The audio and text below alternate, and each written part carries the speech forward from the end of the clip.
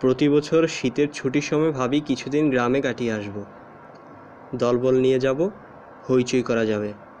আমার বাচ্চারা কখনো গ্রাম দেখেনি, তারা খুশি হবে, পুকুরে ঝাপাঝাপি করতে পারবে। শাপলা ফুল যে শুধু মতিঝিলের সামনেই ফোটে না, অন্যান্য জায়গাতেও ফোটে, তা স্বচক্ষে দেখবে। আমার বেশিরভাগ পরিকল্পনাই শেষ পর্যন্ত কাজে লাগাতে পারি না।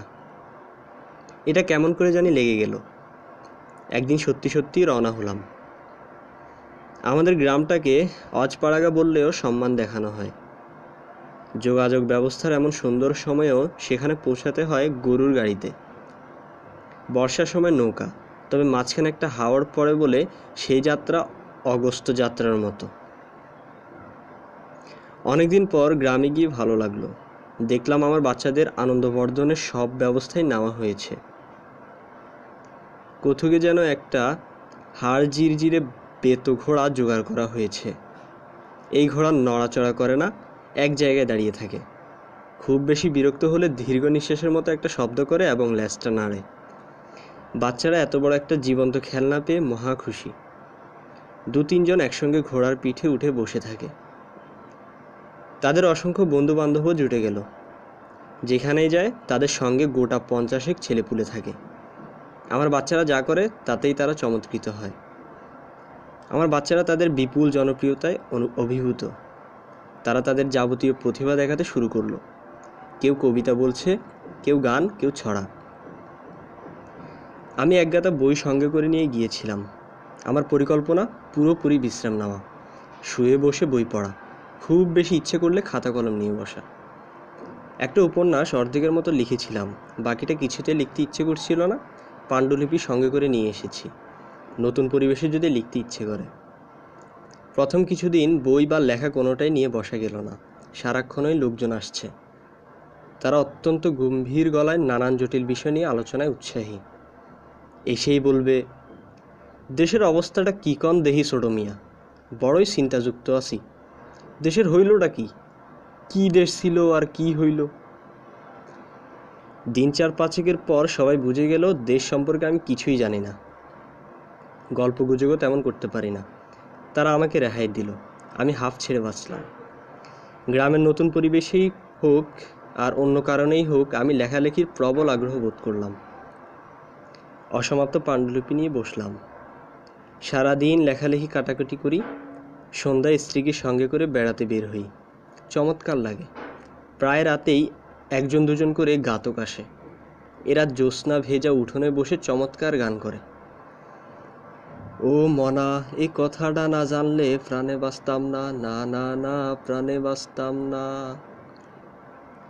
সময়টা বড় চমৎকার কাটতে লাগলো। লেখার ব্যাপারে আগ্রহ বাড়তেই লাগলো। সারাদিনই লিখি, এক দুপুরের কথা, এক মনে লিখছি। জানালার ওপাশে খুট করে শব্দ হলো। তাকিয়ে দেখি খালি গায়ের রোগামতো 10-11 বছরের একটা ছেলে গভীর আগ্রহে আমার দিকে তাকিয়ে আছে। ওকে আগেও দেখেছি। জানালার ওপাশ থেকে গভীর কৌতূহলে সে আমাকে দেখে।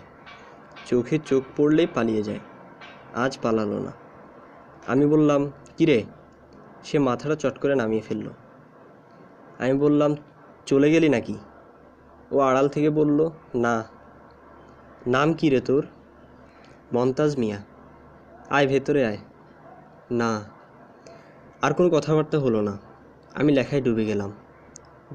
ঘুঘু ডাকার শ্রান্ত দুপুরে লেখালেখির আনন্দই অন্যরকম। মন্তাজ মিয়ার কথা ভুলে গেলাম। পরদিন আবার এই ব্যাপার। জানালার ওপাশে মন্তাজ মিয়া বড় বড় কৌতূহলে চোখে তাকিয়ে আছে। আমি বললাম, কি ব্যাপার মন্তাজ মিয়া, আয় ভেতরে। সে ভেতরে ঢুকলো। আমি বললাম, থাকিস কোথায়? উত্তরে পোকা খাওয়া দাঁত বের করে হাসলো। স্কুলে যাস না? আবার হাসি। আমি খাতা থেকে একটা সাদা কাগজ ছেড়ে তার হাতে দিলাম। সে তার এই বিরল সৌভাগ্যে অভিভূত হয়ে গেল। কি করবে বুঝতে পারছে না। কাগজটার গন্ধ শুকলো। গালের ওপর খানিকক্ষণ চেপে রেখে উল্কার বেগে বেরিয়ে গেল। রাতে খেতে খেতে আমার ছোট চাচা বললেন, মন্তাজ হারামজাদা তোমার কাছে আসে নাকি? এলে একটা চর দিয়ে বিদায় করবে। কেন? চুরির সন্ধানে আসে। কে জানে, এর মধ্যে হয়তো তোমার কলম টলম নিয়ে নিয়েছে। না, কিছু নেয়নি। ভালো করে খুঁজে টুজে দেখো। কিছুই বলা যায় না। ওই ছেলের ঘটনা আছে। কি ঘটনা? আছে অনেক ঘটনা, বলবো এক সময়। পরদিন সকালে যথারীতি লেখালেখি শুরু হয়েছে। হইচই শুনে বের হয়ে গেলাম।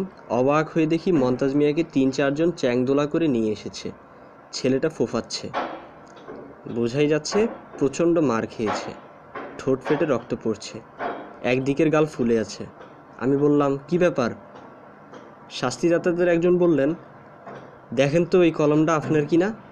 মন্তাজ হারামজাদার হাতে ছিল।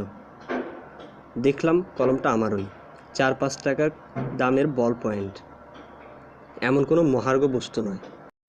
আমার কাছে চাইলেই দিয়ে দিতাম, চুরি করার প্রয়োজন ছিল না। মনটা খুব খারাপই হলো। বাচ্চা বয়সের ছেলেটা এমন চুরি শিখলো কেন? বড় হয়ে করবে কি? ভাই সাহেব, কলমটা আপনার? হ্যাঁ, তবে আমি ওকে এটা দিয়েছি। ছেড়ে দিন, বাচ্চা ছেলে, এত মারধর করছেন কেন? মারধর করার আগে আমাকে জিজ্ঞেস করে নেবেন না? শাস্তিদাতা নির্বিকার ভঙ্গিতে বললেন, এই মায়ের ওর কিছু হয় না, এইটা এর কাছে পানি ভাত, মাইন না খাইলে এর ভাত হজম হয় না। মন্তাজ মিয়া বিস্মিত চোখে আমাকে দেখছে। তাকে দেখেই মনে হলো সে তার ক্ষুদ্র জীবনে প্রথম একজনকে দেখছে যে চুরি করার পরও তাকে চোর বলেনি। মন্তাজ মিয়া নিঃশব্দে বাকি দিনটা জানালার ওপাশে বসে রইল। অন্যদিন তার সঙ্গে দু একটা কথাবার্তা বলি, আজ একটা কথাও বলা হলো না। মেজাজ খারাপ ছিল। এই বয়সে একটা ছেলে চুরি শিখলো কেন? মন্তাজ মিয়ার যে একটা বিশেষ ঘটনা আছে তা জানলাম আমার ছোট চাচির কাছে। চুরির ঘটনার 2 দিন পর গ্রামের মানুষদের এই একটা অদ্ভুত ব্যাপার, কোনো ঘটনা যে গুরুত্বপূর্ণ কোনটা তুচ্ছ তা এরা বুঝতে পারে না। মন্তাজ মিয়ার জীবনের এত বড় একটা ব্যাপার কেউ আমাকে এতদিনে বলেনি, অথচ তুচ্ছ সব বিষয় অনেকবার করে শোনা গেছে। মন্তাজ মিয়ার ঘটনাটা এই। 3 বছর আগে কার্তিক মাসের মাঝামাঝি মন্তাজ মিয়া দুপুরে প্রবল জ্বর নিয়ে বাড়ি ফেরে। সেই জ্বরের প্রকোপে এতই বেশি যে শেষ পর্যন্ত মন্তাজ মিয়ার হতদরিদ্র বাবা একজন ডাক্তারও নিয়ে এলেন। ডাক্তার আনার কিছুক্ষণের মধ্যেই মন্তাজ মিয়া মারা গেল।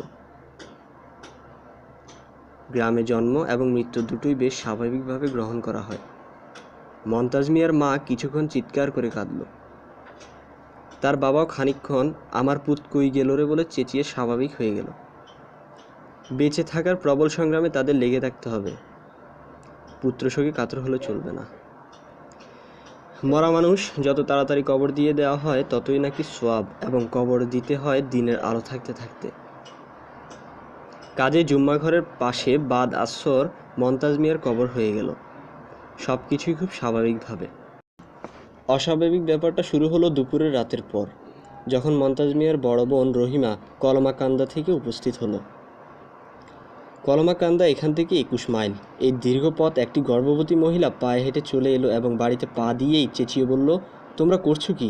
মন্তাজ বাচ্চা আছে, কবর খুইরা তারে বাইর করো, দিরং করবা না। বলাই বাহুল্য কেউ তাকে পাত্তা দিল না। শোকে দুঃখে মানুষের মাথা খারাপ হয়ে যায়। কবর দিয়ে দেওয়ার পর নিকট আত্মীয় স্বজনরা সবসময় বলে ও মরে নাই, কিন্তু মন্তাজ মিয়ার বোন রহিমা এই ব্যাপারটা নিয়ে এতই হইচই শুরু করলো যে সবাই বাধ্য হলো মৌলানা সাহেবকে ডেকে আনতে। রহিমা মৌলানা সাহেবের পায়ে গিয়ে পড়ল, কাঁদতে কাঁদতে বলল, মন্তাজ বাচ্চা আছে, আপনি এরে বাঁচান। আপনি না বললে কবর খুঁড়তো না। আপনি রাজি না হওয়া পর্যন্ত আমি পাও ছাড়তাম না। মৌলানা সাহেব অনেক চেষ্টা করেও রহিমাকে ঝেড়ে ফেলতে পারলেন না।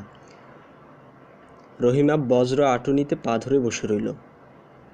মৌলানা সাহেব বিরক্ত হয়ে বললেন, বাচ্চা আছে বুঝলা কেমনে? রহিমা ফুফাতে ফুফাতে বলল, আমি জানি। গ্রামের মৌলানারা অতি কঠিন হৃদয়ের হয় বলে আমাদের একটা ধারণা আছে। এই ধারণা সত্যি নয়। মৌলানা সাহেব বললেন, প্রয়োজনে কবর দ্বিতীয়বার খোঁড়া জায়েজ আছে। এই মেয়ের মনের শান্তির জন্য এটা করা যায়। হাদিস শরীফে আছে। কবর খোঁড়া হলো। ভয়াবহ দৃশ্য। মন্তাজ মিয়া কবরের গায়ে হেলান দিয়ে বসে আছে, পিটপিট করে তাকাচ্ছে। হঠাৎ চোখে প্রবল আলো পড়ায় চোখ মেলতে পারছে না। কাফনের কাপড়ে এক খণ্ড লুঙ্গির মতো পেঁচিয়ে পড়া, অন্য 2টি খণ্ড সুন্দর করে ভাঁজ করা। অসংখ্য মানুষ জমা হয়ে আছে। এই অবিশ্বাস্য দৃশ্য দেখে কারো মুখে কোনো কথা সরল না। মৌলানা সাহেব বললেন, কিরে মন্তাজ? মন্তাজ মৃত স্বরে বলল, পানির পিয়াস লাগছে। মৌলানা সাহেব হাত বাড়িয়ে তাকে কবর থেকে তুললেন। এই হচ্ছে মমতাজ মিয়ার গল্প। আমি আমার এই জীবনে অদ্ভুত গল্প অনেক শুনেছি, এরকম কখনো শুনিনি। ছোট চাচাকে বললাম, মমতাজ তারপর কিছু বলেনি? অন্ধকার কবরে জ্ঞান ফিরবার পর কি দেখলো না দেখলো এইসব? ছোট চাচা বললেন, না, কিচ্ছু কয় না, হারামজাদা বিরাট বজ্জাত। জিজ্ঞেস করেননি কিছু? কতজনে কত জিজ্ঞেস করছে, এক সাংবাদিকও আসছিল, ছবি তুললো, কত কথা জিজ্ঞেস করলো, একটা শব্দও করে না, হারামজাদা বদের হাড্ডি। আমি বললাম, কবর থেকে ফিরে এসেছে, লোকজন তাকে ভয়টা পেত না? প্রথম প্রথম পাইতো, তারপর আর না। আল্লাহ তাআলার কুদরত, আল্লাহ তাআলার কেরামতি আর সামান্য মানুষ কি বুঝবো কও? তা তো বটেই। আপনারা তার বোন রহিমাকে জিজ্ঞেস করেননি? সে কি করে বুঝলো মমতাজ বেঁচে আছে? জিজ্ঞেস করার কিছু নাই, এইটাও তোমার আল্লাহর কুদরত, ওনার কেরামতি। ধর্মকর্ম করুক বা না করুক, গ্রামের মানুষদের আল্লাহ তাআলার কুদরত এবং কেরামতির ওপর অসীম ভক্তি। গ্রামের মানুষদের চরিত্রের চমৎকার সব দিক আছে। অতি তুচ্ছ ঘটনা নিয়ে এরা প্রচুর মাতামাতি করে, আবার অনেক বড় বড় ঘটনা হজম করে। দার্শনিকের মতো গলায় বলে, আল্লাহর কুদরত। আমি ছোট চাচাকে বললাম, রহিমাকে একটু খবর দিয়ে আনানো যায় না? ছোট চাচা বিস্মিত হয়ে বললেন, কেন? কথা বলতাম। খবর দেওয়ার দরকার নাই, এমনিই আসবো। এমনিতে আসবে কেন? ছোট চাচা বললেন, তুমি পোলাপান নিয়ে আসছো, চারিদিকে খবর গেছে, এই গ্রামে যত মেয়ের বিয়ে হয়েছে সব এখন নাওর আসবো, এইটাই নিয়ম। আমি অবাকই হলাম, সত্যি সত্যি এটাই নাকি নিয়ম? গ্রামের কোনো বিশিষ্ট মানুষ আসা উপলক্ষে গ্রামের সব মেয়ে নাইওর আসবে। বাপের দেশে আসার এটা তাদের একটা সুযোগ, এই সুযোগ তারা নষ্ট করবে না। আমি আগ্রহ নিয়ে জিজ্ঞেস করলাম, কেউ কি এসেছে? আসবো না মানে? গ্রামের একটা নিয়ম শৃঙ্খলা আছে না? আমি ছোটো চাচাকে বললাম, আমাদের আসা উপলক্ষে যেসব মেয়ে নাইওর আসবে তাদের প্রত্যেককে যেন একটি করে দামি শাড়ি উপহার দিয়ে হিসেবে দেওয়া হয়, একদিন খুব যত্ন করে খাওয়া দাওয়া করানো হয়। ছোটো চাচা এটা পছন্দ করলেন না, তবে তার রাজি না হয়েও কোনো উপায় ছিল না। আমাদের জমি জমা তিনি দীর্ঘদিন ধরে বোক দখল করছিলেন। গ্রামের নিয়ম মতো একসময় রহিমাও এলো, সঙ্গে 4টি ছোট ছেলে মেয়ে। হতদরিদ্র অবস্থা। গ্রামের বাড়ি থেকে সে আমার জন্য 2টা ডালিম নিয়ে এসেছে। আমার স্ত্রী তাকে খুব যত্ন করে খাওয়ালো। খাওয়া শেষে তাকে শাড়িটি দেওয়া হলো। মেয়েটি অভিভূত হয়ে গেল। এরকম একটা উপহার বোধ হয় তার কল্পনাতেও ছিল না। তার চোখ দিয়ে টপ টপ করে পানি পড়তে লাগলো। আমি তাকে আমার ঘরে ডেকে নিলাম। কোমল গলায় বললাম, কেমন আছো রহিমা? রহিমা ফিসফিস করে বলল, ভালো আছি ভাইজান। শাড়ি পছন্দ হয়েছে? পছন্দ হইব না কি কোন ভাইজান? অত দামি জিনিস কি আমরা কোনোদিন চোখে দেখছি? তোমার ভাইয়ের ব্যাপারটা জানতে চাচ্ছিলাম, তুমি কি করে বুঝলে ভাই বেঁচে আছে? রহিমা অনেকটা চুপ করে থেকে বলল, কি কইরা বুঝলাম আমি নিজেও জানি না ভাইজান। মৃত্যুর খবর শুন না দৌড়াইতে দৌড়াইতে আসছি। বাড়ির উঠানে পাওয়া দিতেই মনে হইল মমতাজ বাচ্চা আছে। কি জন্য মনে হলো? জানি না ভাইজান, মনে হইল। এইরকম কি তোমার আগেও হয়েছে? মানে কোনো ঘটনা আগে থেকেই তুমি বলতে পারো? জি না। মমতাজ তোমাকে কিছু বলেনি? জ্ঞান ফিরলে সে কি দেখলো বা তার কি মনে হলো? জি না। জিজ্ঞেস করনি? করছি, হারামজাদা কথা কয় না। রহিমা আরও খানিকক্ষণ বসে পান টান খেয়ে চলে গেল। আমার টানা লেখালেখিতে ছেদ পড়ল। কিছুতে আর লিখতে পারি না। সব সময় মনে হয় বাচ্চা একটা ছেলে কবরের বিকট অন্ধকারে জেগে উঠে কি ভাবলো, কি সে দেখলো, তখন তার মনের অনুভূতি কেমন ছিল। মমতাজ মিয়াকে জিজ্ঞেস করতে ইচ্ছে করে। আমার মনে হয় জিজ্ঞেস করাটা ঠিক হবে না। সবসময় মনে হয় বাচ্চা একটা ছেলেকে ভয়ের স্মৃতি মনে করে দেওয়াটা অন্যায় কাজ। এ ছেলে নিশ্চয়ই প্রাণপণে এটা ভুলতে চেষ্টা করছে বলেই কাউকে কিছু বলতে চায় না। তবু একদিন কৌতূহলের হাতে পরাজিত হলাম। দুপুরবেলা গল্পের বই নিয়ে বসেছি। পাড়াগার ঝিম ধরা দুপুর। একটু যেন ঘুম ঘুম আসছে। জানালা বাইরে খুট করে শব্দ হলো। তাকিয়ে দেখি মমতাজ। আমি বললাম, কি খবর মমতাজ? ভালো। বোন আছে না চলে গেছে? গেছে গা। আয় ভেতরে আয়। মন্তাজ ভেতরে চলে এলো। আমার সঙ্গে তার ব্যবহার এখন বেশ স্বাভাবিক। প্রায় খানিকক্ষণ গল্পগুজব হয়। মনে হয় আমাকে সে খানিকটা পছন্দও করে। এসব ছেলে ভালোবাসার খুব কাঙ্গাল হয়। অল্প কিছু মিষ্টি কথা, সামান্য একটু আদর, এতেই তারা অভিভূত হয়ে যায়। এক্ষেত্রেও তাই ঘটেছে। মন্তাজ এসে খাটের এক প্রান্তে বসলো। আড়ে আড়ে আমাকে দেখতে লাগলো। আমি বললাম, তোর সঙ্গে কয়েকটা কথা বলি কেমন? আচ্ছা। ঠিক মতো জবাব দিবি তো? হুম। আচ্ছা মন্তাজ, কবরে তুই জেগে উঠেছিলি, মনে আছে? আছে। যখন জেগে উঠলি তখন ভয় পেয়েছিলি? না। না কেন? মন্তাজ চুপ করে রইল। আমার দিক থেকে অন্যদিকে চোখ ফিরিয়ে নিল। আমি বললাম, কি দেখলি? চারদিক অন্ধকার? হ। কেমন অন্ধকার? মন্তাজ এবারও জবাব দিল না। মনে হচ্ছে সে বিরক্ত হচ্ছে। আমি বললাম, কবর তো খুব অন্ধকার, তবু ভয় লাগলো না? মন্তাজ নিচু স্বরে বলল, আরেকজন আমার সাথে আসিল, সেই জন্য ভয় লাগে নাই। আমি চমকে উঠে বললাম, আরেকজন ছিল মানে? আরেকজন ছিল? আরেকজন কে ছিল? চিনি না, আন্ধারে কিচ্ছু দেখা যায় না। ছেলে না মেয়ে? জানি না। সে কি করলো?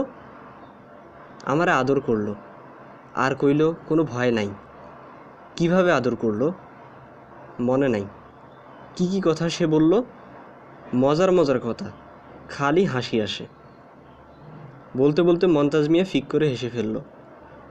আমি বললাম, কী রকম মজার কথা, তুই একটা বল তো শুনি। মনে নাই। কিছুই মনে নাই? সে কে, এটা কি বলেছে? জি না। ভালো করে ভেবে টেবে বলতো, কোনো কিছুই কি মনে পড়ে না? ওনার গায়ে শ্যাওলার মতো গন্ধ ছিল।